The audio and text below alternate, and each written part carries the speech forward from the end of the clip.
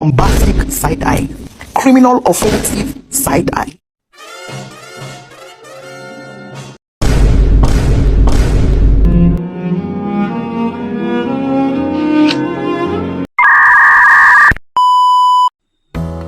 Assalamualaikum warahmatullahi wabarakatuh. Halo Sobat UT, perkenalkan nama saya Damel Sofwanipsi dengan NIM 856355886 dari Prodi S1 PGSD UPBJJ UT Pangkal Pinang. Di sini saya akan menjelaskan materi untuk melengkapi tugas mata kuliah Filsafat Ilmu. Hubungan timbal balik filsafat ilmu dan pendidikan. Yang pertama, bagaimana filsafat ilmu mengawasi dan memperkuat eksistensi keilmiahan serta nilai-nilai dalam ilmu pendidikan. Filsafat ilmu bekerja sebagai pengawas mutu ilmu pendidikan melalui 3 cabang utamanya. Yang pertama yaitu eksistensi lewat ontologi. Filsafat ilmu bertanya, apakah pendidikan layak disebut ilmu? Ia memastikan ilmu pendidikan punya objek kajian yang jelas, yaitu proses mendidik manusia, punya metode, dan sistem teori yang sistematis. Tanpa ini, pendidikan hanya jadi kumpulan kebiasaan tanpa dasar ilmiah. Yang kedua yaitu keilmiahan lewat epistemologi. Filsafat ilmu menuntut pengetahuan pendidikan diperoleh secara logis, sistematis, dan teruji. Metodenya harus jelas, melalui eksperimen, studi kasus, penelitian tindakan kelas. Penalaran harus konsisten dan tidak kontradiksi. Hasil pun harus bisa diverifikasi. Ini mencegah agar ilmu pendidikan jatuh ke dogma atau praktik yang tidak efektif. Yang ketiga yaitu nilai-nilai lewat aksiologi.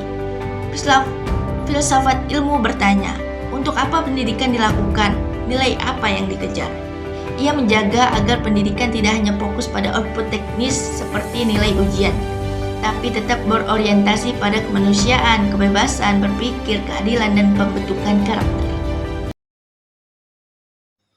Yang kedua, bagaimana pendidikan yang bermakna dan bernilai memperkuat perkembangan filsafat ilmu. Hubungannya timbal balik. Pendidikan memberi bahan mentah untuk filsafat ilmu berkembang. Laboratorium masalah nyata.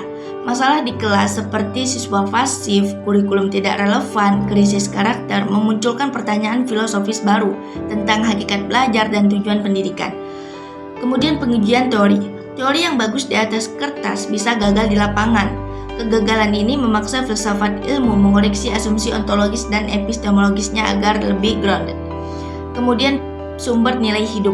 Pengalaman pendidik dalam menanamkan karakter dan kreativitas memberi contoh konkret yang kemudian diartikulasikan secara sistematis dalam aksiologi.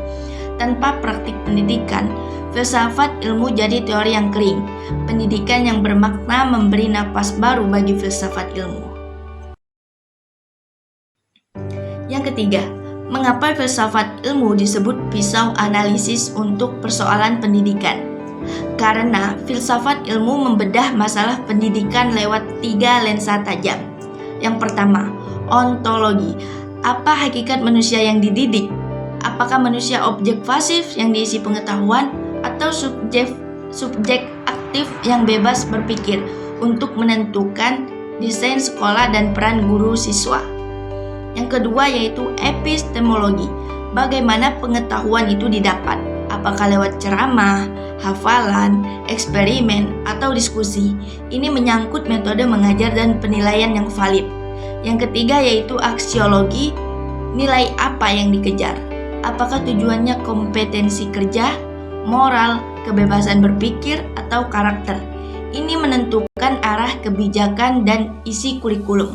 Dengan 3 pisau ini, kita tidak hanya ganti metode secara tambal sulam, tapi membongkar akar masalahnya. Yang keempat, contoh konkret penerapan filsafat ilmu dalam praktik pendidikan. Yang pertama, kebijakan kurikulum merdeka. Ontologi. Siswa dipandang sebagai subjek aktif. Epistemologi. Pembelajaran berbasis proyek dan pengalaman langsung. Aksiologi.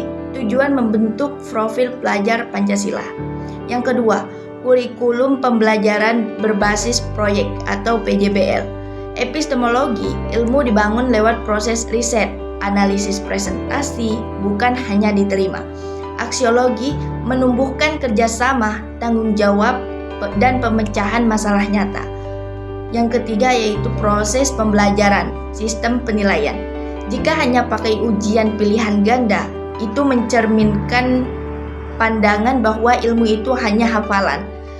Jika pakai portofolio, jurnal refleksi, diskusi, itu mencerminkan pandangan bahwa ilmu itu sama dengan proses berpikir. Penelitian reflektif juga menanamkan nilai kejujuran, tanggung jawab, dan kesadaran diri. Nah, untuk kesimpulan, filsafat ilmu menjaga agar pendidikan tetap ilmiah, eksis sebagai ilmu, dan bernilai. Sebaliknya, pendidikan yang hidup memberi bahan refleksi untuk filsafat ilmu berkembang. Keduanya itu saling menguatkan. Ketika kita memahami hubungan ini, pendidikan tidak lagi dilihat sebagai rutinitas, tetapi sebagai praktek reflektif yang sadar tujuan.